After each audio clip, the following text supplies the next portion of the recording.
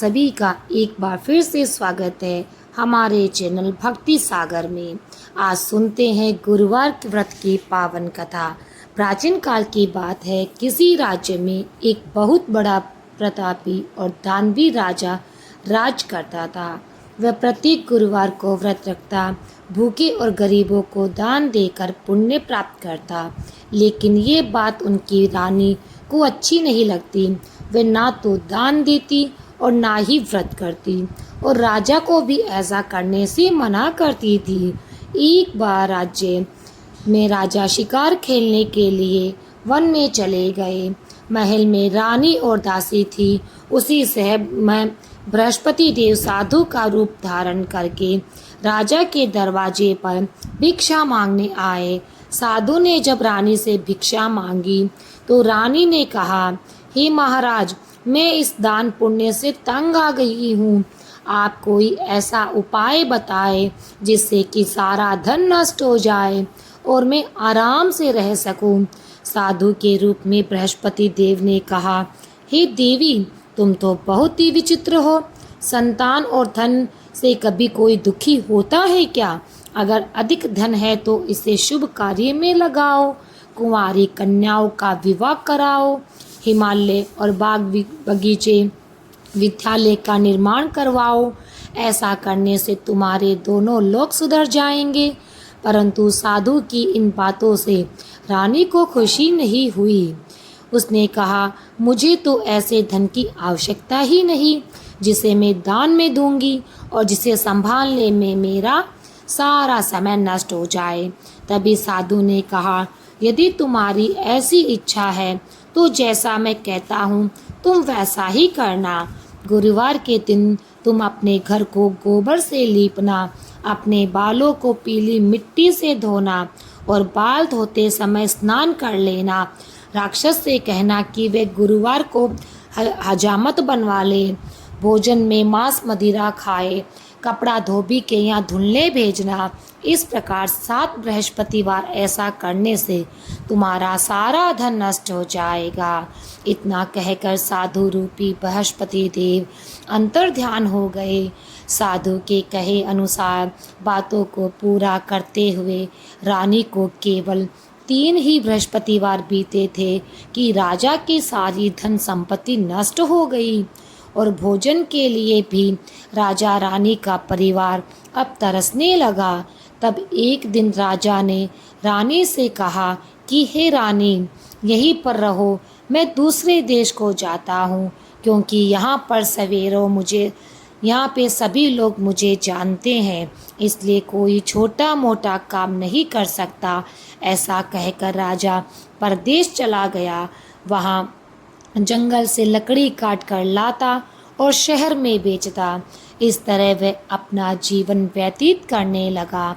इधर राजा के परदेश जाते ही रानी और दासी बहुत दुखी रहने लगी।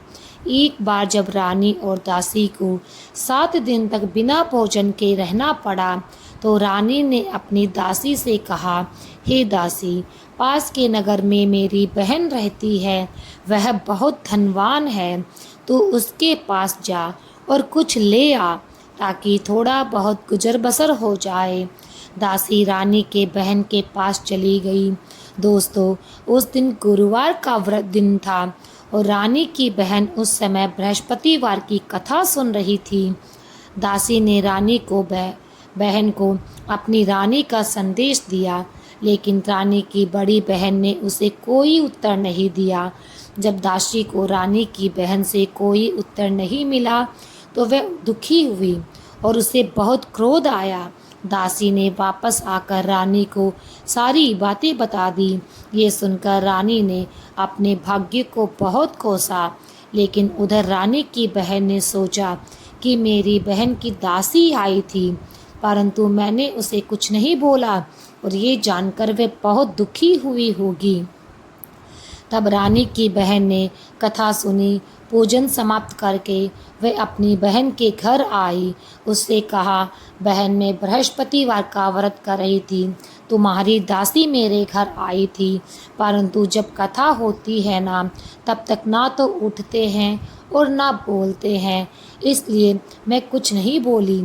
अब तुम बताओ दासी, ये क्यों आई थी? रानी ने कहा, बहन, मैं तुझसे क्या छिपाऊं, हमारे घर में खाने को अनाज तक नहीं। ऐसा कहते कहते रानी की आंखें भर आई। उसने दासी को अपनी सारी बात बताई। रानी ने बहन का ये सब जानकर कहा, देखो बहन, भगवान बृहस्पति देव सबकी मनोकामना पूर्ण करते हैं। देखो, शायद तुम्हारे घर में अनाज रखा हो। पहले तो रानी को विश्वास नहीं हुआ, पर बहन के आग्रह करने पर उसने अपनी दासी को अंदर भेजा तो उसे सचमुच अनाज से भरा हुआ एक घड़ा मिल गया। ये देखकर रानी को बड़ी हैरानी हुई। दासी ने रानी से कहा कि रानी, जब हमें पोषण नहीं मिलता तो हम व्रत ही तो करते हैं, इसलिए क्यों न इनसे व्रत और कथा की विधि पूछ ली जाए ताकि हम भी व्रत कर सके। तब रानी ने अपनी बहन से बृहस्पतिवार के व्रत की कथा के बारे में पूछा। रानी की बहन ने बताया कि बृहस्पतिवार के व्रत के में चने की दाल और मुनक्का से भगवान विष्णु का केले की जड़ में पूजन करें, दीप जलाए, व्रत करे, कथा सुने और पीला भोजन ही ग्रहण करे। इससे बृहस्पति देव प्रसन्न होते हैं। उन्हें व्रत और पूजन की विधि बताकर रानी की बहन वापस अपने घर लौट आई। 7 दिन बाद जब गुरुवार आया तो रानी और दासी ने व्रत रखा।